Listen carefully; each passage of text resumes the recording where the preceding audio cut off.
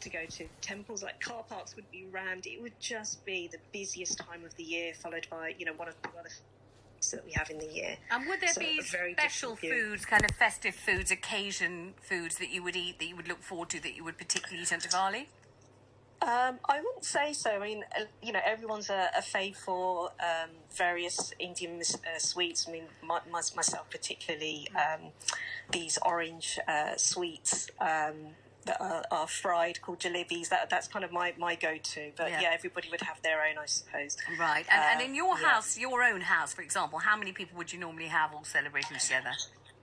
So usually my siblings come over, my nieces and nephews usually. So this year's going to be a very quiet one for different reasons. Mm-hmm. I think firstly, for many families that are impacted by coronavirus, may have lost a family member, they'll be thinking of those.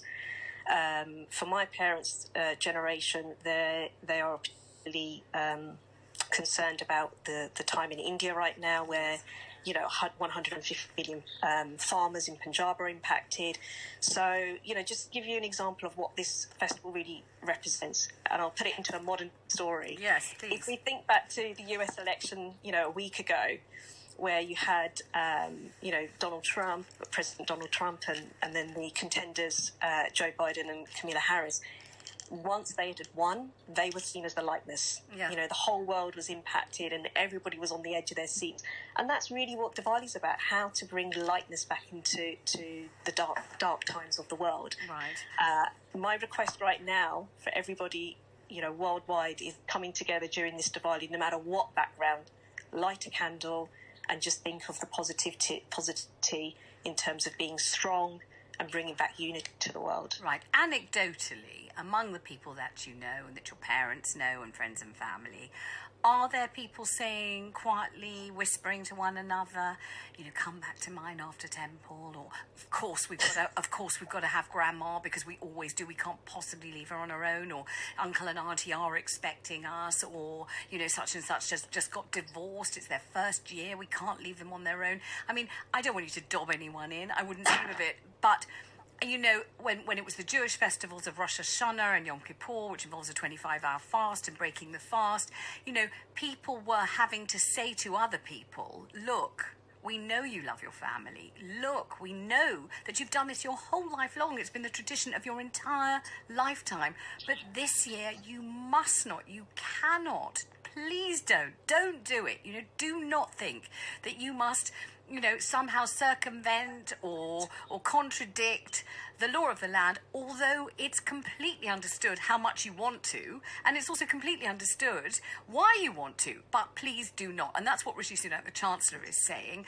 Have you heard people kind of implying under their breath, sotto voce, that they're going to be ignoring the restrictions? I think there's two schools of thoughts going on. Firstly, just to be clear, certainly my local Gurdwara where I would go is closed. Right. Nobody is not allowed to enter into the building except the committees, etc. So if people wanted to, they're not able to go and celebrate. Right. Do you think that's right? That's probably the right thing, isn't it? Yes. I mean, unfortunately for the temple a few years ago, there was a case there, so they did the right thing and then they closed the whole building down. Absolutely.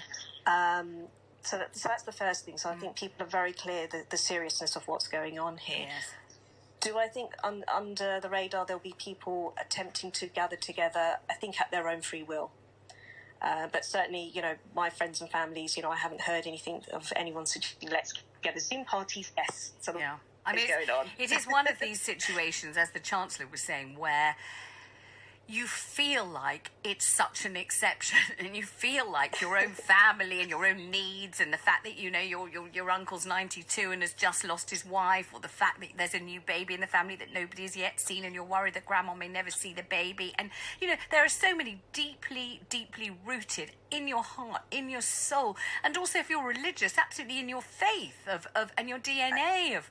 It's the family, it's friends, it's those who are lonely and don't have anyone to see. It's for the festival at any rate, leading your best life, being the kindest, most hospitable you can be. But this year goes against every particle of our upbringing, of our inclination, of the way we've been taught, doesn't it? And it's absolutely imperative that people do not mix in gatherings inside. They must not, because they'll end up, giving their auntie that they love a dose of coronavirus. It's a terrible, terrible idea. But to get that through people's heads in every community is incredibly difficult, don't you think?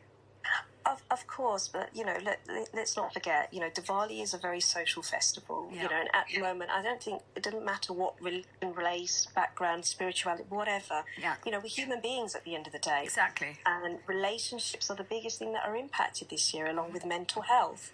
And I think, both of those things, when festivals come along, it's one of the ways that we together, Yeah. Catch up with the family. Completely. And this year, it's just going to be continuing as we are, which is Zoom parties, get on the telephone, FaceTiming, and just really looking out for one another. Is there a tiny part of you that thinks you couldn't imagine Rishi Sunak saying to the wider community, well, after all, this is a Church of England country, it's a Christian country, you couldn't imagine either he or Boris saying, right, it's Christmas, you still can't see your family, you can't see anyone, we're under lockdown, it's Christmas Day, Christmas Eve, you've all got to stay in and you can't have anybody in your house at all.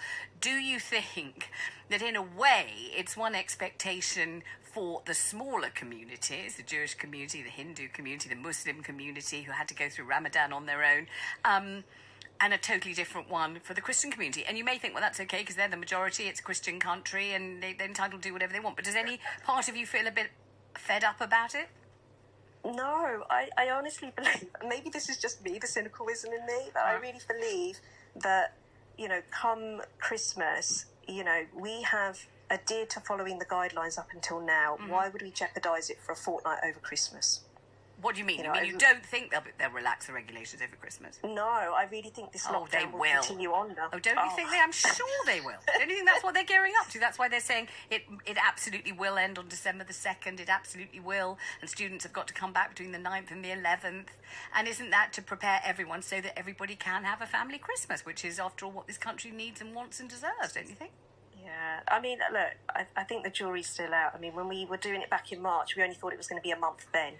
Right. And it continued on for 3 months. So, would it be wise to do this right the way through to January? I don't know. And this is what, as I say, it's managing yourselves through what we call testing trying times.